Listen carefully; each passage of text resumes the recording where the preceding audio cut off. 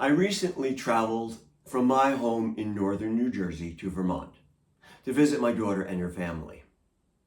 And along the way, I experienced serendipity. I was driving past the city of Glens Falls, New York, when I decided to hop off the highway and look for a place to have lunch.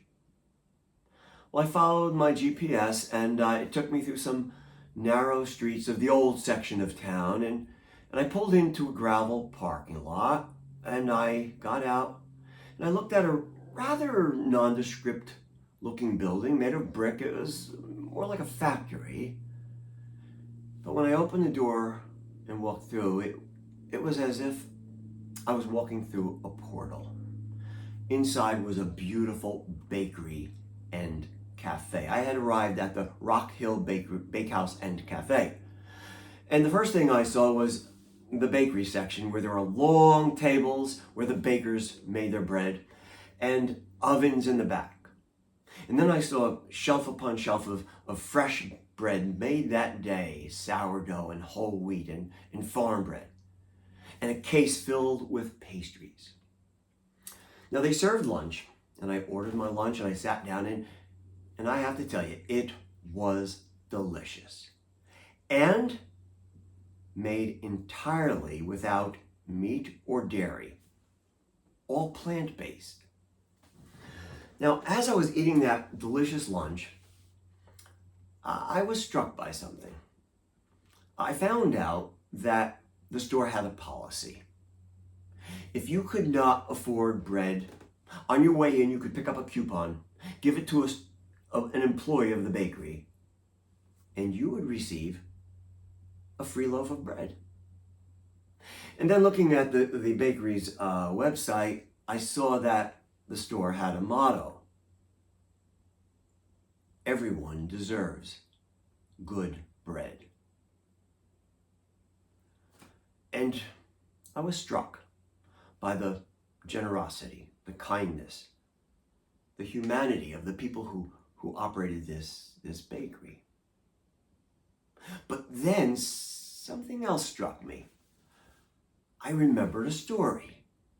I remembered reading a story about a baker's daughter. And I even remember hearing a storyteller tell that story years ago. So upon my return to New Jersey, the first thing I did was to go into my home library and pull out a bunch of books searching.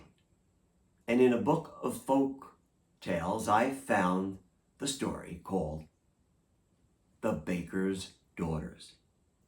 And that's the story I'm going to tell you now. The story called The Baker's Daughters.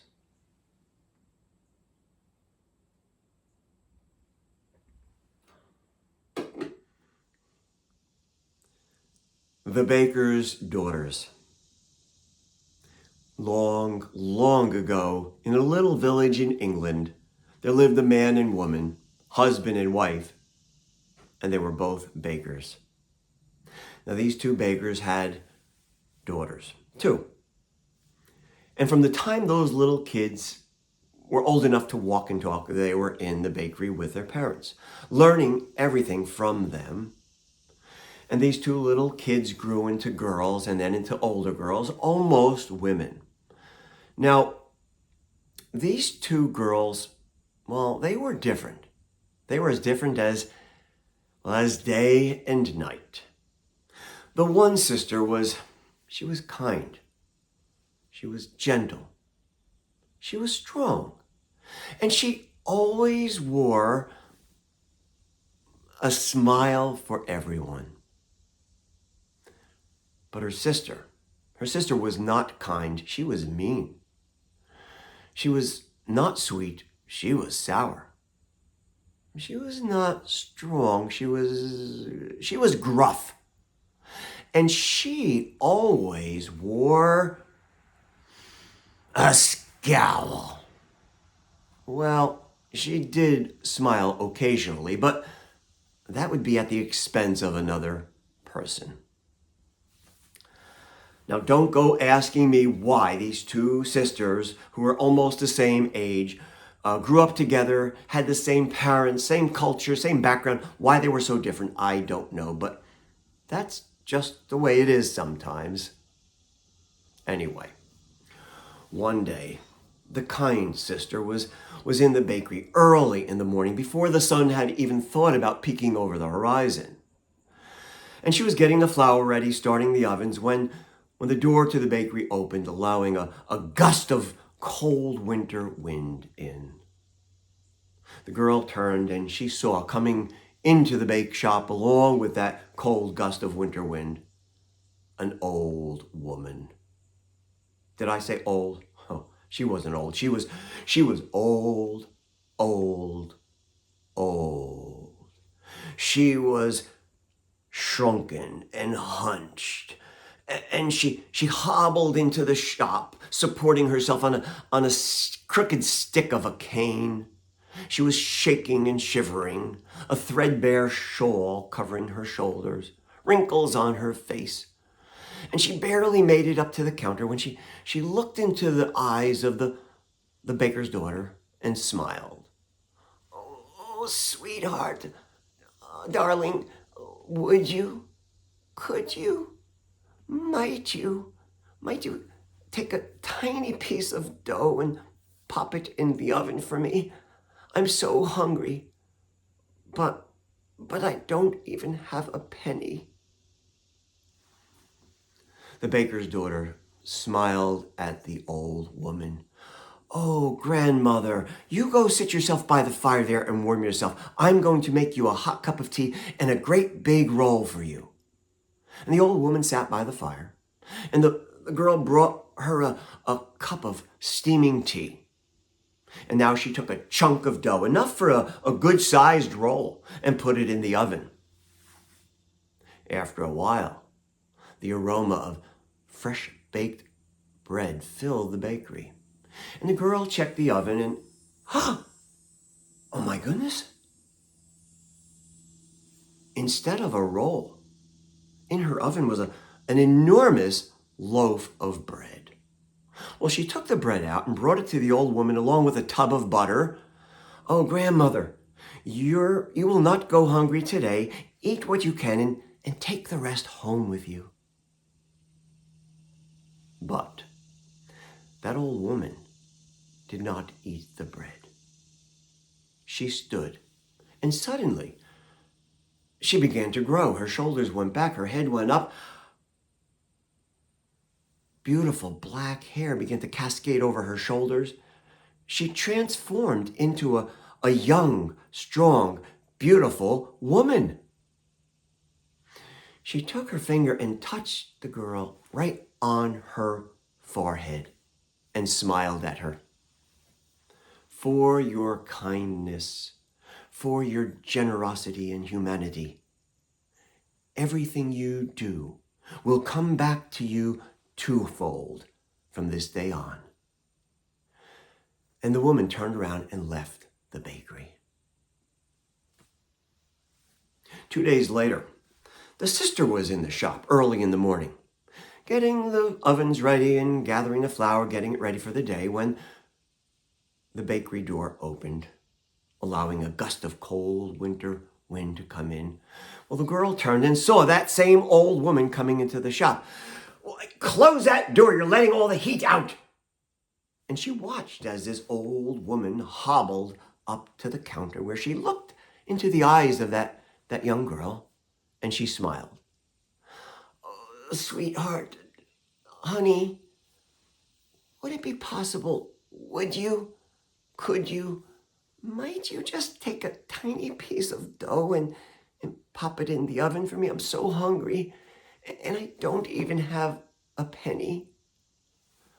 Well, the girl looked at the old woman. We don't give bread away, we sell it. But then she remembered. My father tells me to be kind to everyone, even the beggars, those who don't have. Very well, I'll make you a roll. Go sit over there in the corner, out of the way. And the girl took a tiny piece of dough and put it in the oven. Now, after a while, that smell of fresh baked bread filled the bakery, and when the girl looked into the oven, I can't believe my luck. There, instead of a roll, was an enormous loaf of bread. Well, this is too good for the likes of her. Ooh, I'll make a pretty penny on this loaf of bread, and she put it aside. And now she took another piece of dough, even smaller than the first, and put it into the oven.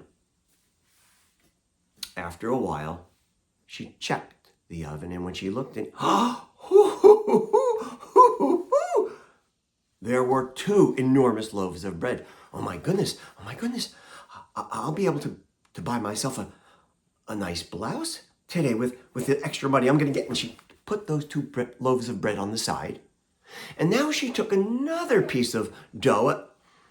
This one was the size of a bean, and she put it into her oven. And after a while, when she checked, the entire oven was filled with bread. She began taking loaf after loaf after loaf out. And that's when the old woman came up and approached her.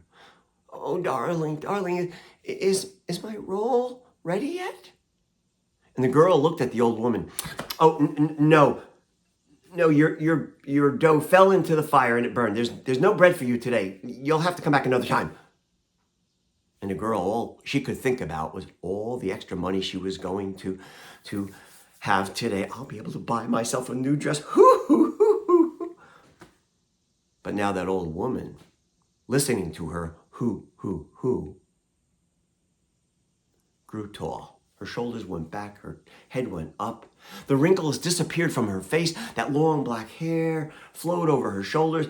And there, standing instead of that old woman, was a beautiful, young, strong-looking woman who looked at the girl and took her finger and touched her on the forehead. For your selfishness, for your meanness, you will be hooting forever and ever. And that girl turned into an owl and flew out of the bakery. Now, as for her sister, it was true. Everything she gave came back to her twofold. If she smiled at one person, she got 2 smiles back. If she gave something to one person, 2 people would give back to her. Wherever she went, she gave, and she received more than she gave. And her sister, well, if you go outside at night and you listen, you could still hear her hoo, hoo, hoo, hoo, hoo, hoo, hooting. And she will be hooting as an owl forever and ever. And that's the story called The Baker's Daughters.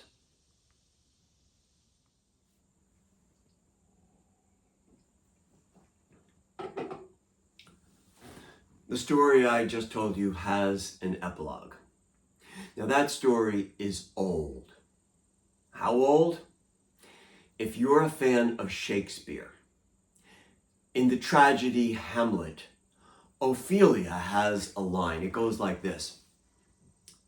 They say that owl is a baker's daughter. So Ophelia was referencing that story that I just told you. The story is older than Shakespeare.